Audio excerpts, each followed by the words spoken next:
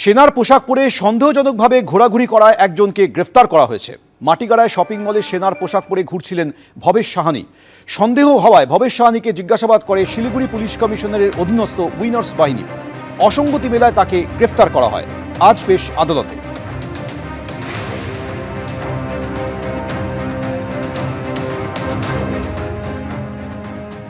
প্রায় ৩ মাস পর খুলল রোহিণী রোড। ৪ঠা অক্টোবর থেকে বন্ধ ছিল দার্জিলিং যাওয়ার জন্য গুরুত্বপূর্ণ এই রাস্তা।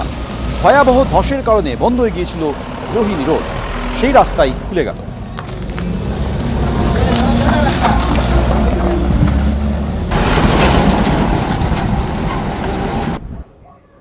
সরাসরি আমাদের সঙ্গে এই মুহূর্তে ইকো পার্ক থেকে রয়েছে আমাদের প্রতিনিধি মনামি রায়। মনামি, একে তো জাঁকিয়ে ঠান্ডা, তারপর বছরের প্রথম দিন, কিভাবে এনজয় করছেন শহরবাসী?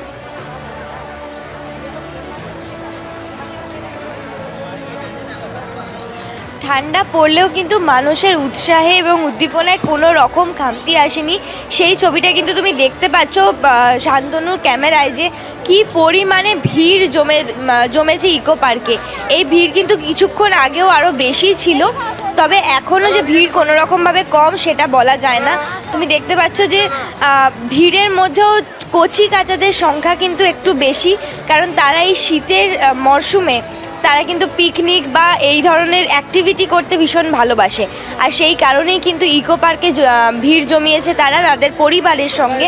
তুমি দেখতে পারবে যে প্রচুর বাচ্চারা এবং বড়রা সবাই মিলেই কিন্তু এখানে ব্যাডমিন্টন খেলছে, খাওয়া দাওয়া করছে। এবং ইকো পার্কে যে আরও একটি আকর্ষণের কেন্দ্র, সেটা হচ্ছে সপ্ত আশ্চর্য, এবং সেটা দেখার জন্যও কিন্তু ভিড় জমিয়েছে সকলে।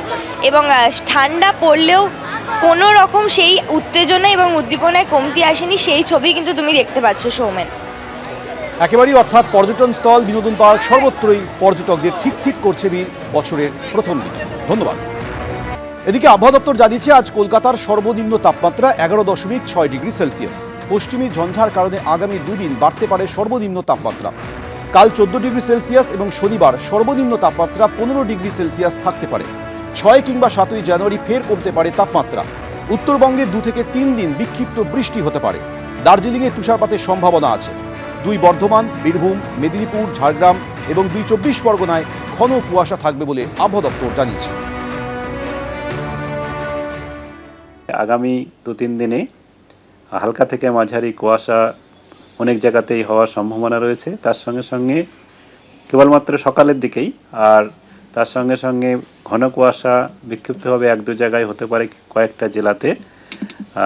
মূলত আমাদের যে জেলাগুলোতে হওয়ার সম্ভাবনা বেশি রয়েছে তার মধ্যে পশ্চিম বর্ধমান, পূর্ব বর্ধমান, ঝাড়গ্রাম, পশ্চিম মেদিনীপুর, উত্তর চব্বিশ পরগনা এবং নদিয়া, পুরুলিয়া, এইসব জেলাগুলোতে কালকে সকালে ঘন কুয়াশার সম্ভাবনা রয়েছে। তাপমাত্রা যেটা রয়েছে, ন্যূনতম তাপমাত্রা বা রাতের তাপমাত্রা আগামী 2 দিনে দক্ষিণবঙ্গের জেলাগুলিতে 2 থেকে 4 ডিগ্রি পর্যন্ত অনেক জায়গাতেই বেড়ে যাওয়ার সম্ভাবনা রয়েছে। এর কারণস্বরূপ এখন আমাদের উত্তর পশ্চিম ভারতের দিকে একটা পশ্চিমী ঝঞ্ঝা রয়েছে, যার প্রভাবে বায়ুর নিম্নস্তরে গতি প্রকৃতির কিছুটা পরিবর্তন হয়েছে। এবিপি আনন্দ এগিয়ে থাকে, এগিয়ে রাখে।